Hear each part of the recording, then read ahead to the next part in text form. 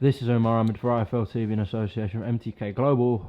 We're in Riyadh, Saudi Arabia. The first interview I've done with you outside of the UK, didn't I? Possibly. It is, definitely. Oh, first time for everything, eh? Absolutely.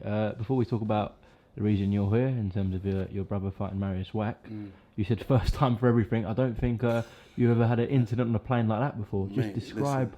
Listen, nah, that was unreal, surreal, because it's like like a movie moment, Really, really kind of nerve-wracking. That guy, but you know what? He's lucky that I didn't really do anything that I could have got myself in problems with. You know what I mean? I managed to contain him. Give him a little bit of a push and a tug and a pull, like Carl Frott says. I just kind of bashed him about a little bit, but I was close to giving him a wallet, but didn't want to end up in a Saudi nick. I know these guys don't care what's going on. You ain't messing with their own folks, So I kind of had a intervine moment where I said, let me keep my cool. Oh, he wasn't a Brit, he was a Saudi? No, he was a Saudi guy. Oh, he was a Saudi. And he was talking Arabic and doing stuff, and I thought, what the hell? You ain't doing this on my watch, buddy. No chance. So just for people who don't know, they probably will because it's on like every national newspaper. It's gone a bit mad. But this guy tried to open the emergency door and get out the plane. He was fighting the staff, and obviously he was trying to wrestle with them, and then I've literally come in and I've just grabbed him. And I said, listen, mate. Just properly bashed him about, and then I said, listen, last warning, bruv, that's it. And he just kind of literally, because I've smashed him about a little bit and I've aggied him, he's kind of calmed down. And then I was watching him, and it was just mad. I just couldn't believe he kept talking. I want to get out now. How many times did you try to open the door? Listen, he was opening the door while I was sitting in my seat. Someone seen him fondling with the door, trying to do something underneath.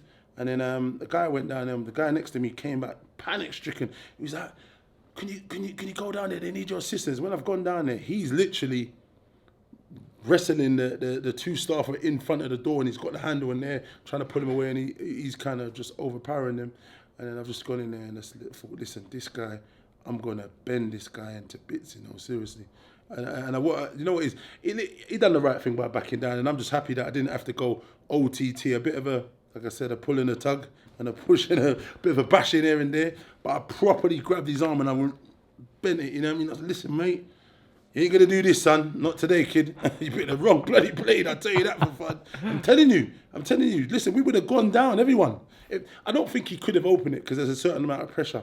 But who's willing to take that gamble? No, you know what I mean? Not. 35,000 feet. We were about 4.5 hours, 5 hours in the plane. You know what I mean? So in the flight. So it's just listen. It's still mind-boggling. Even now, it's kind of nerve-wracking because flying is already a nerve-wracking thing for people.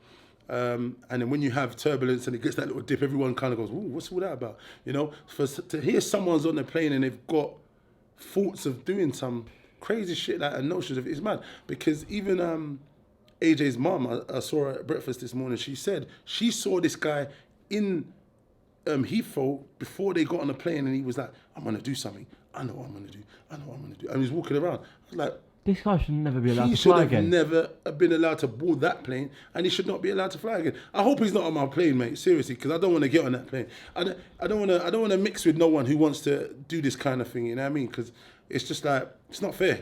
It's not fair on the people that's on there. It's just mad. He should not be allowed to fly again. If there's been obviously a story of that AJ's mum's been telling, and he's done some madness before, and you've seen him do this, he shouldn't be allowed to fly on a plane. He should. Listen, I don't know what it is. He should be banned from the UK. He's a menace. Him talking and saying all that about he wants to get out, he wants to go back now, he wants to. What did he say? If I go there, there's problems. But why would you get on the plane if you knew when you got here there'll be problems? It didn't make any sense, You're endangering other people as well. So no, he was trying to smoke the flight.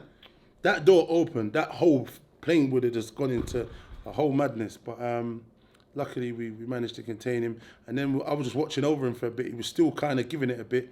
And then I pushed him into his seat and I said, "Buddy, stay down, man, please." What did he say to you? And he was just looking at me, and then I think he was half thinking about it, and he was just thinking, this lummox is a big old brute. I don't think I can win this battle. So, and then I just kind of watched him, and then another Saudi guy said, "He's one of us. Let me talk to him." I said, "Okay, he's one of yous, is he?" is he your mate? So I asked him if he's his mate, and he said no. And I was like, okay. So I was watching them for a bit, and then he sat down and he kind of calmed the guy down. I was watching him. I said, listen, I'm going to go over there, but obviously you guys just kind of watch what's going on, because I don't know if this guy's with this guy and their plan never worked or what they're up to. He seemed to have calmed him down, and I think I saw him later, and the guy said, oh, sorry about that, everything is okay. And I thought, it's not okay, bruv. You've ruined my flight. I couldn't even sleep properly last night, because I'm thinking, that could have been so bad if you know, I don't know. You know what I mean? It just weren't meant that to be anyway, thank the Lord. But I mean, that guy just not meant to be allowed on a plane. You know what I mean? They need to assess people and see what they're up to. Did Dillian know what was going on? Nah, he didn't even know. He was in first class. Yeah. He was in first class. The bloody sods put me in economy. Listen, imagine I was kicking off all flight about that as well. I said I couldn't believe it when I got there, and I realised where they'd botched me in there. Thanks, Matchroom.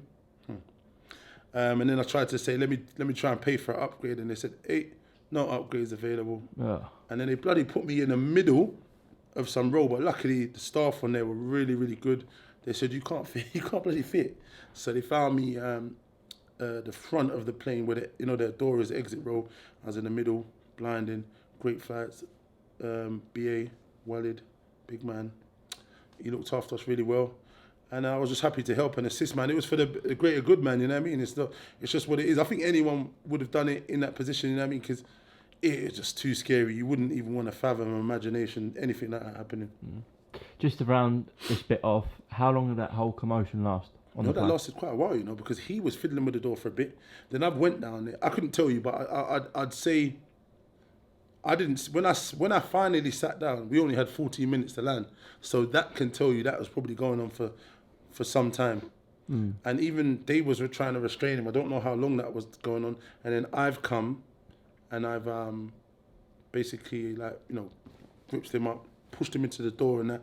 And then I was going to I just pulled him away from the door, because I was going to actually like kind of ram him into the wall and just take a little bit of wind out of him, and then kind of probably bend him up and just kind of get him on the floor or whatever. But it didn't really need to get too crazy. But he was shouting for a little bit, and then I think when he realised it was just never going to end well for him, he kind of got subdued, and we kept it like that. But I was watching him anyway, even to the virtually got off the plane. I was like, and I'd hoped he would have got nicked, because what he was doing was crazy. But I think they've even let him go. I heard they might catch up with him at a later date. But he should not be allowed to fly again.